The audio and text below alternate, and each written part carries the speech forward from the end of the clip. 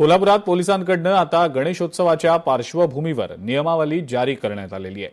गणेशोत्सवाच्या मिरवणुकीमध्ये laser lights आणि ड्रोन्सचा वापर करण्यास बंदी घातली गेलेली आहे। या संदर्भातली माहिती पोलीस अधीक्षक निलोत्पल यांनी दिलेली आहे।